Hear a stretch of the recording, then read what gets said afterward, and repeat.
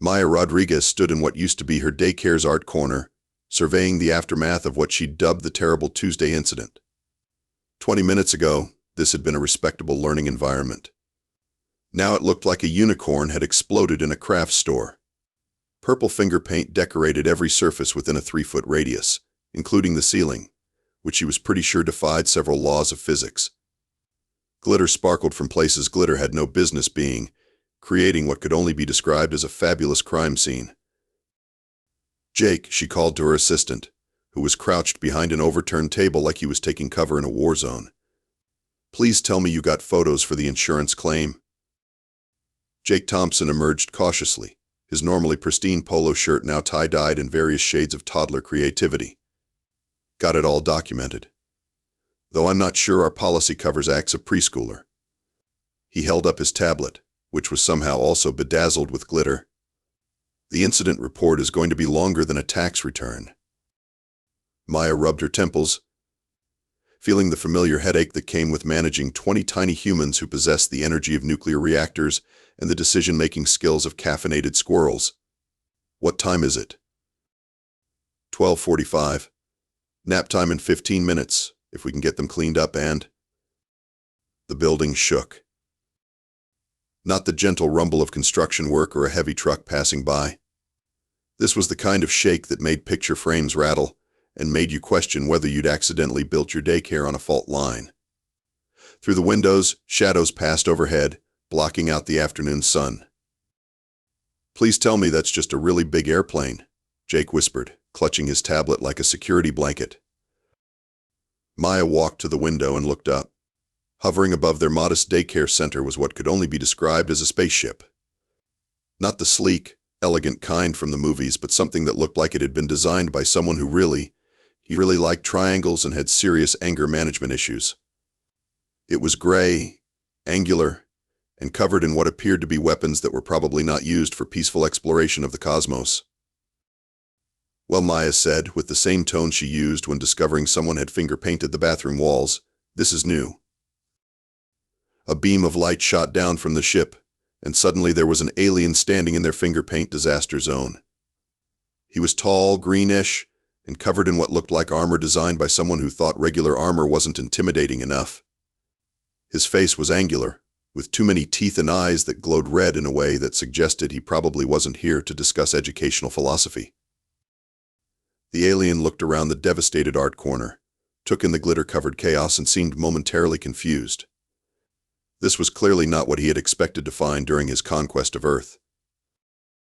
Maya, who had spent the last 5 years dealing with tantrums, potty accidents, and the occasional parent who thought their precious angel could do no wrong, looked at the alien invader with the same expression she reserved for parents who showed up 20 minutes late for pickup. "Great," she said, deadpan. "Another inspection. Do you have proper vaccination records?" The alien blinked, which was disturbing because he had more eyelids than seemed strictly necessary. "I am Vex Lack of the Kreth'ari Empire. I have come to—" "Inside voice, please," Maya interrupted, gesturing toward the adjacent nap room where 20 toddlers were supposedly sleeping. "And I'm going to need to see some identification. We have very strict policies about unauthorized visitors." Vexlack stared at her like she'd just challenged him to a dance-off. Behind him, Jake was frantically trying to hide behind a child-sized chair that provided about as much cover as a napkin. From the nap room came the sound Maya had been dreading, the rustling, stirring sounds of 20 small children waking up cranky from interrupted sleep. Maya looked at the alien warrior, then at the nap room door, then back at the alien. "You," she said with grim satisfaction, "are about to learn why Earth's child care workers deserve hazard pay." Vexlack clearly had not been briefed on human naptime protocols. As the first wails emerged from the sleep room, he activated what appeared to be some kind of intimidation device on his armor. It projected a holographic display of his various weapons and emitted a low, threatening hum that probably worked great on civilized planets where people had reasonable bedtimes and didn't consider juice boxes a food group. The first toddler to stumble out of the nap room was Tommy, a 3-year-old who approached life with the confidence of someone who had never met a consequence he couldn't charm his way out of. He took one look at Vexlak's light show and clapped his hands in delight. "Ooh, pretty lights. Are you here for show and tell?" Vexlak's intimidation display flickered as if it had encountered an error it wasn't programmed to handle. "I am a warrior of the Kreth'ari Empire. Small human, you will submit to." "I'm not small. I'm 3 3/4, Tommy corrected with the authority of someone who knew his exact age down to the day. "And you talk funny. Are you wearing a costume?" More toddlers were emerging now, drawn by the combination of pretty lights and a new person who clearly didn't understand the rules yet. Emma, a 4-year-old with pigtails and the negotiation skills of a seasoned diplomat, pushed to the front of the growing crowd. "Are you here to read us a story?" she demanded. "Because it's story time after snack time. And we haven't had snack time yet, so you're early." Maya watched this exchange with growing fascination. In 5 years of childcare, she'd seen toddlers reduce grown adults to tears, make hardened construction workers reconsider their life choices, and turn perfectly reasonable parents into quivering wrecks who negotiated with terrorists over bedtime routines. But she'd never seen them encounter someone who was genuinely from another planet. It was becoming clear that Vexlak had expected to find Earth's greatest warriors, not 20 small humans who considered goldfish crackers a legitimate currency and believed that, because I said so, was a perfectly valid argument. Jake, meanwhile, had recovered enough to start recording. "This has got to be some kind of publicity stunt," he whispered, holding up his tablet. "I'm going live. People need to see this." "I demand submission," Vexlak tried again, raising his voice and activating more holographic displays. "You need to use your inside voice," Emma informed him sternly. "Miss Maya, the new person, is being loud during quiet time." Maya stepped forward, recognizing an opportunity when she saw one. These aliens clearly had no idea what they were dealing with. Time to lean into it. "I apologize for their behavior," she said to Vexlak with the weary tone of someone who'd had this conversation before. "They're still in basic training. As you can see, we start them young in our warrior preparation programs." Vexlak's glowing eyes narrowed. "Warrior preparation?" "Oh yes," Maya continued, warming to her theme. "Human combat specialists begin conditioning at age 2. These are some of our most advanced units." She gestured to Tommy, who was now trying to climb up Vexlak's armor. "Notice how they show no fear in the face of superior firepower. That's years of specialized training." "I want snacks," Tommy announced from his perch on Vexlak's arm. "Do you have snacks? What kind of snacks do aliens eat?" "This small warrior demands tribute," Maya translated helpfully. "It's a dominance display. Very advanced psychological warfare." Vexlak looked increasingly uncertain. The toddlers had now surrounded him completely, and several were trying to activate various parts of his armor with the systematic curiosity of tiny scientists. One had discovered that his weapon made interesting beeping sounds when poked. "Perhaps," Vexlak said slowly, "I should summon additional forces." "Oh, I wouldn't recommend that," Maya said casually. "Not during their active period. Wait until you see what happens when they get hungry." As if summoned by her words, a chorus of voices rose up. "Snack time! Snack time! We want snacks!" Vexlak activated his communication device with hands that might have been trembling slightly. "Command, this is Scout Vexlak. I have encountered the human warrior caste, requesting immediate backup. These are not like the intelligence reports suggested." Through his communicator came a tinny voice. "Clarify, Scout. Are they offering resistance?" Vexlak looked around at the 20 toddlers who were now chanting for snacks while systematically dismantling his equipment with the cheerful persistence of tiny vandals. "Resistance implies they acknowledge my authority," he replied weakly. I think they're trying to recruit me."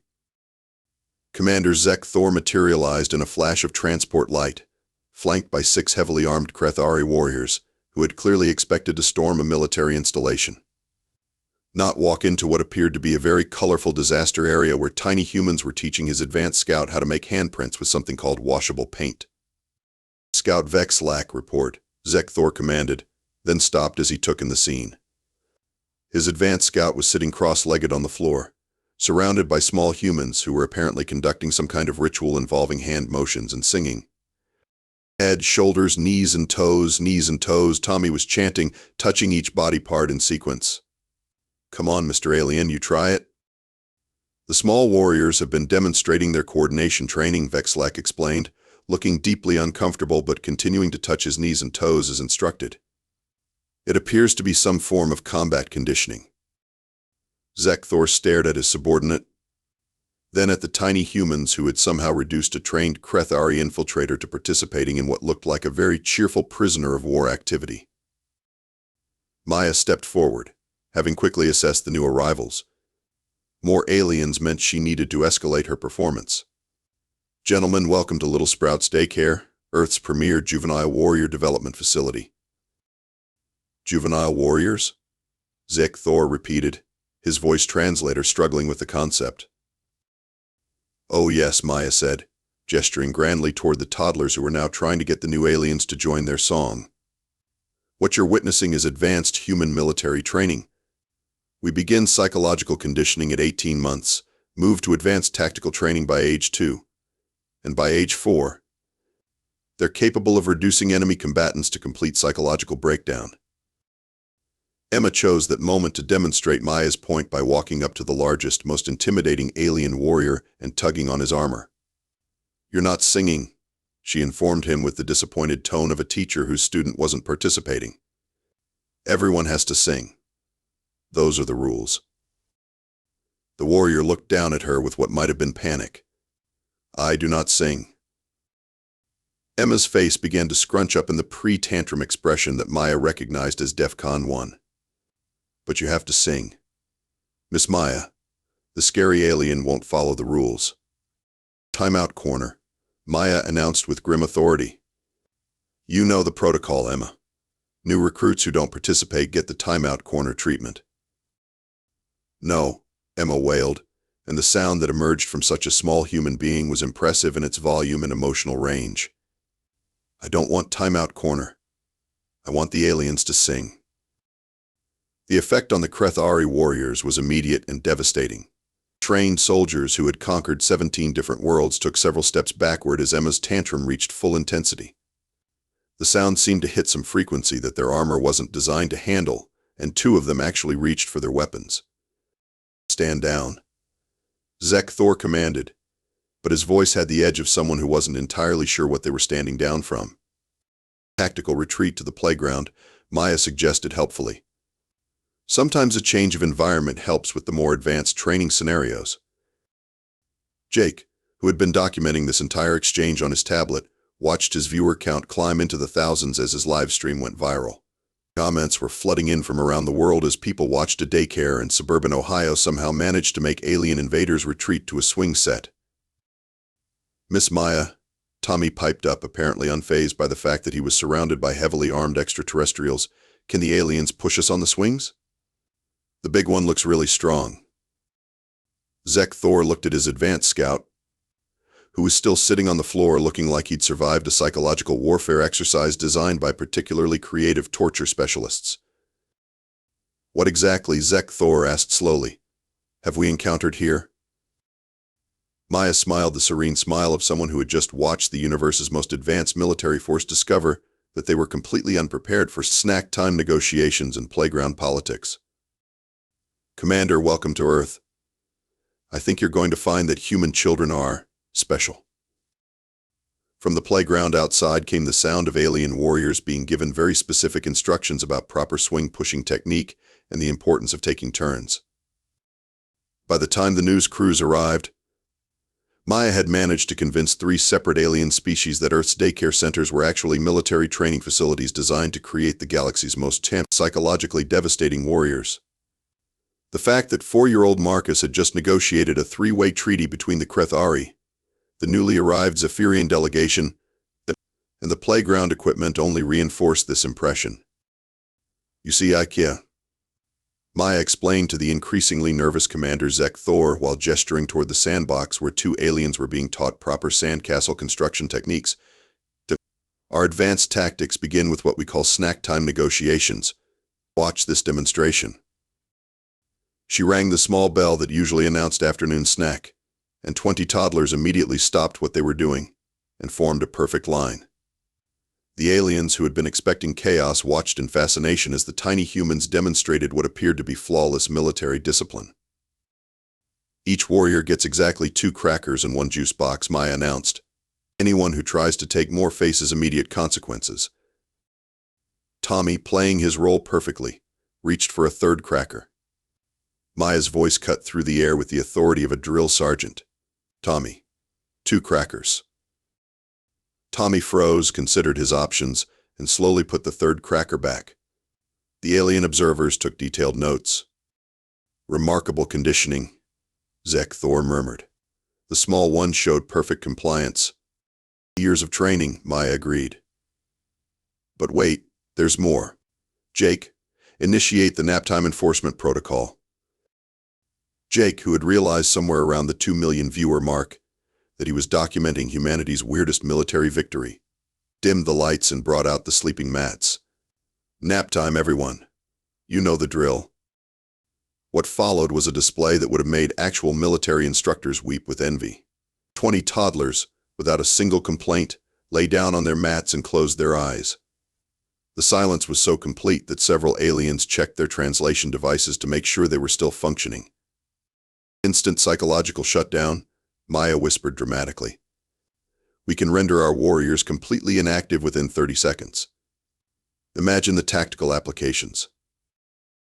General Patricia Hayes, who had arrived with a full military escort expecting to handle an alien invasion, found herself watching a demonstration of naptime enforcement while trying to understand how her carefully planned first contact protocols had been completely hijacked by a daycare director.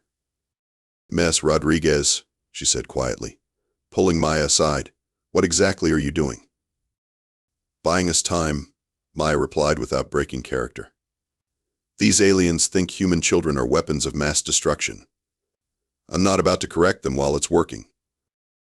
Emma, who had been designated as Maya's advanced combat specialist, chose that moment to wake up from her nap with the grumpiness of someone who had been disturbed during important sleep.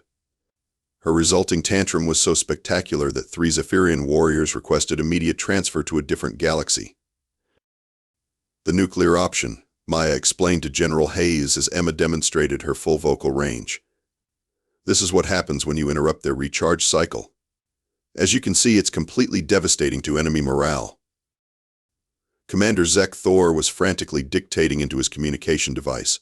Official report to High Command. Human juvenile assault specialists demonstrate capability for instant psychological warfare, perfect unit cohesion, and devastating sonic attacks.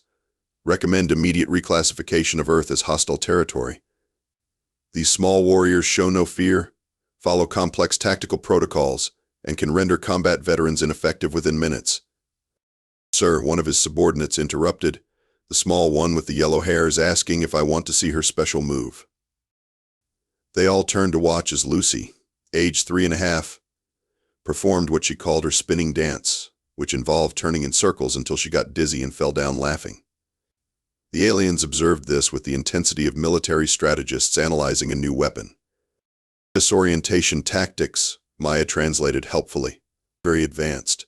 Notice how she maintains control throughout the maneuver and recovers instantly. Years of training. Jake's live stream had now been picked up by every major news network on Earth. Comments were pouring in from viewers who couldn't believe they were watching humanity's first contact with aliens being handled by a daycare center that was somehow winning. Miss Maya, Tommy announced, having appointed himself as chief alien trainer. Commander Zek Thor needs help with finger painting. He keeps trying to make it look like a weapon. Maya looked at the towering alien warrior who was staring at his purple-painted fingers like they might explode. Then at General Hayes, who was watching her entire military career get redefined by toddlers. Then at Jake, who was documenting humanity's strangest victory one viral video at a time. Gentlemen, she announced to the assembled aliens, I think it's time we discussed Earth's planetary defense strategies. Jake, bring out the craft supplies. It's time for advanced training. 3 weeks later, Maya Rodriguez had somehow become Earth's unofficial ambassador to 17 different alien civilizations, all of whom had heard terrifying reports about humanity's juvenile assault specialists and wanted to assess the threat level for themselves. She now spent her mornings dealing with the usual daycare chaos and her afternoons explaining to increasingly nervous extraterrestrial visitors why human children were obviously the most dangerous warriors in the galaxy. "The Vorthan delegation is here for their assessment," Jake announced, checking his tablet, which now managed both daycare schedules and intergalactic diplomatic appointments. "They specifically requested a demonstration of our advanced psychological conditioning protocols." Maya looked through the window at the 3 insect-like aliens who were hovering nervously near their ship, apparently afraid to approach the building. "What time is afternoon snack?" 2:30, right on schedule. The kids are getting restless." "Perfect timing. Send them in." The Vorthan delegation entered just as Maya rang the snack bell, and 20 toddlers immediately abandoned their various activities to form a perfect line. The aliens' compound eyes widened as they observed what appeared to be flawless military conditioning.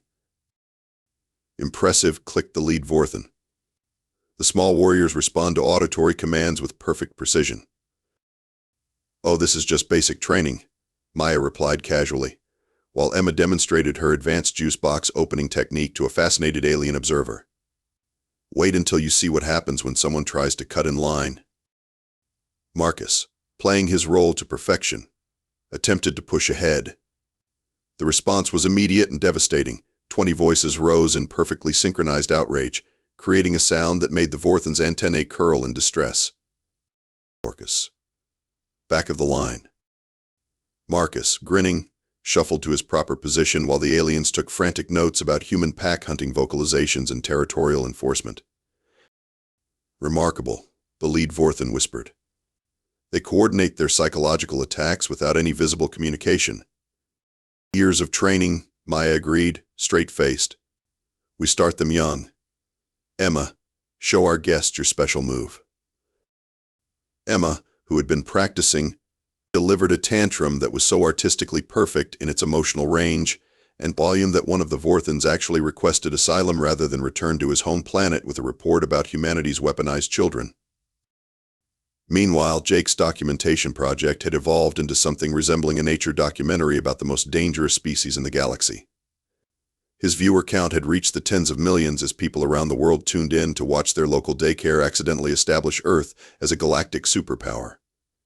Day 21 of First Contact, he narrated quietly into his tablet while Tommy explained the finer points of sandbox diplomacy to a Kreth'ari commander.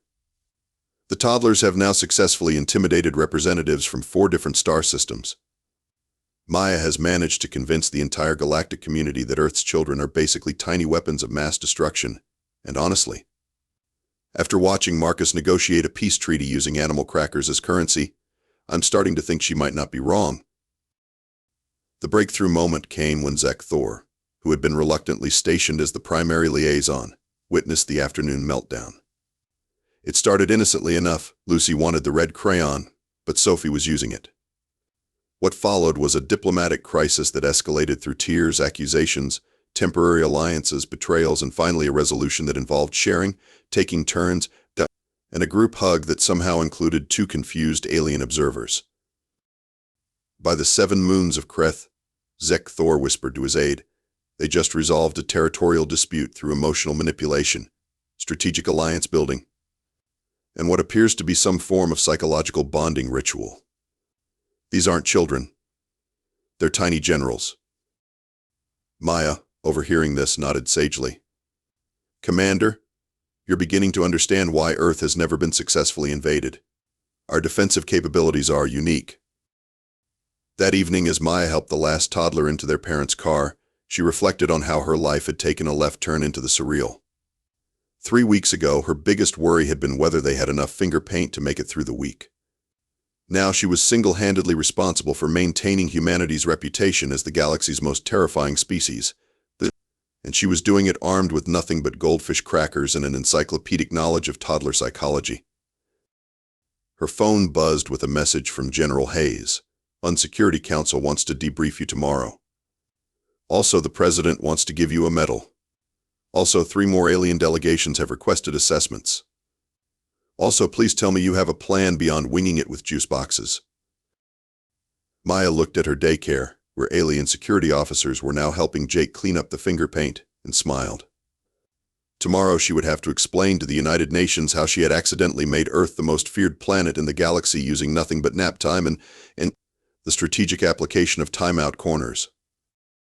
Tonight she just wanted to go home and pretend that her biggest problem was still glitter management. 6 months after first contact, Maya Rodriguez stood in what used to be her modest daycare center and surveyed her new reality.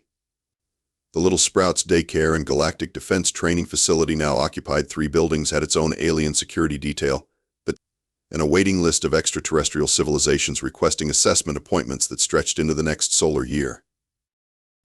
"Miss Maya," Tommy announced, tugging on her shirt with the casual confidence of someone who had recently been designated as Earth's youngest diplomatic advisor.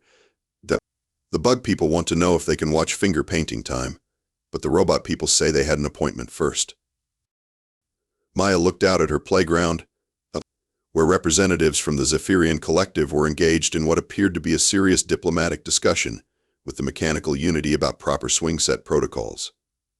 Both groups had been waiting 3 hours for their scheduled threat assessment, which really just meant watching 20 toddlers navigate the complex social dynamics of sharing toys and taking turns. "Tell them we'll do finger painting for everyone," Maya decided. "But they have to take turns with the glitter. We learned that lesson the hard way." Jake approached with his ever-present tablet, which now served as both daycare documentation system and accidental galactic news network. His follower count had reached the hundreds of millions as beings across the galaxy tuned in to watch humanity's most dangerous warriors demonstrate advanced techniques like potty training and circle time.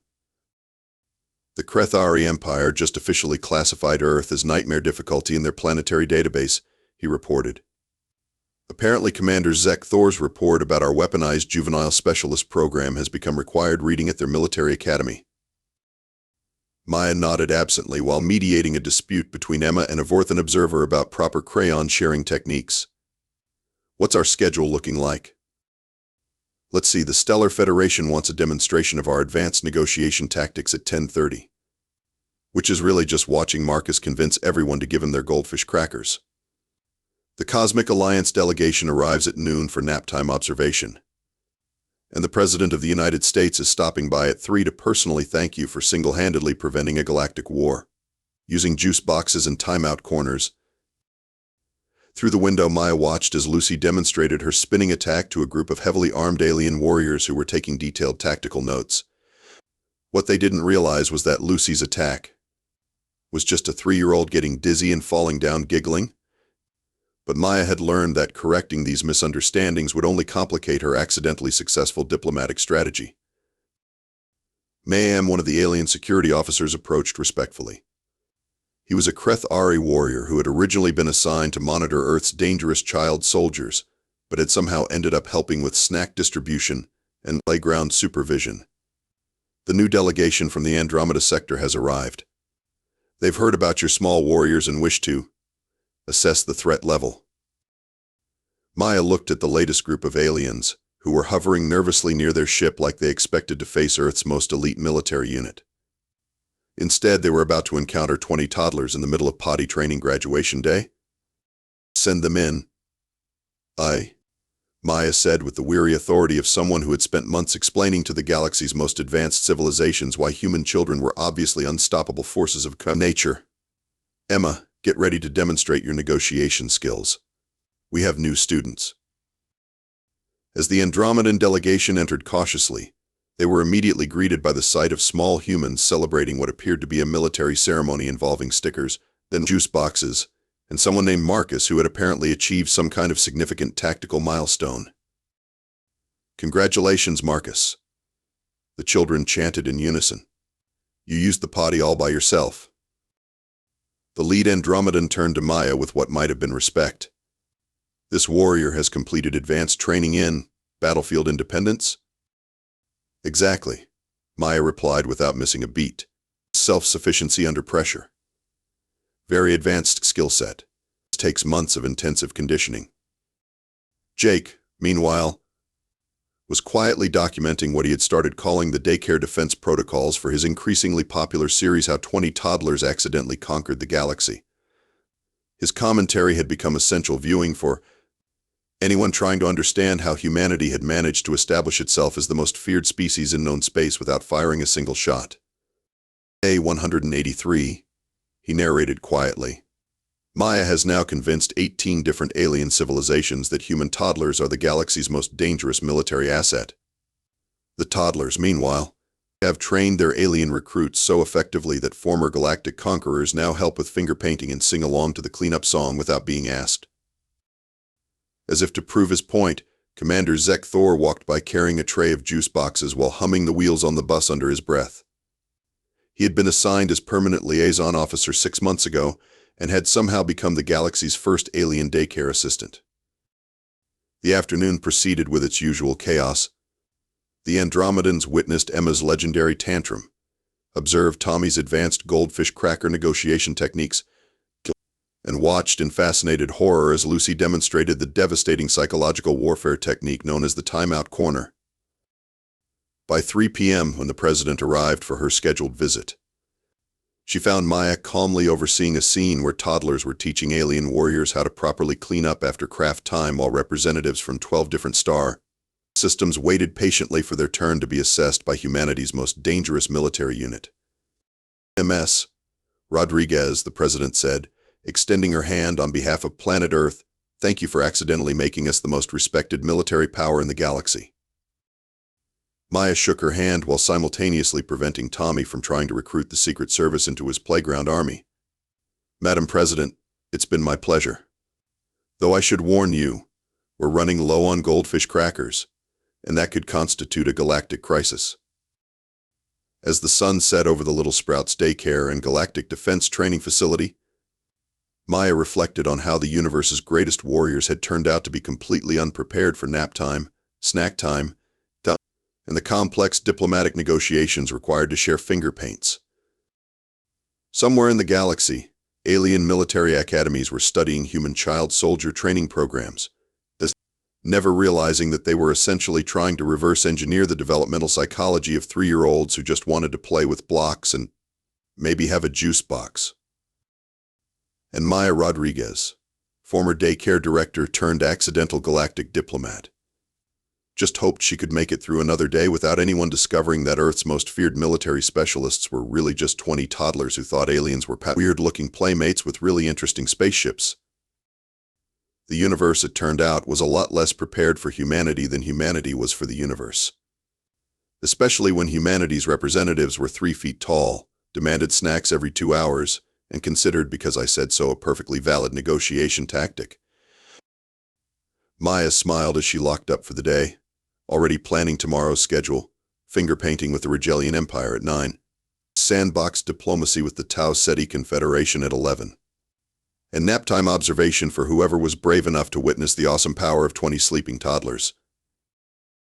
Just another day at Earth's premier galactic defense facility, where the universe's most dangerous warriors happen to need help tying their shoes.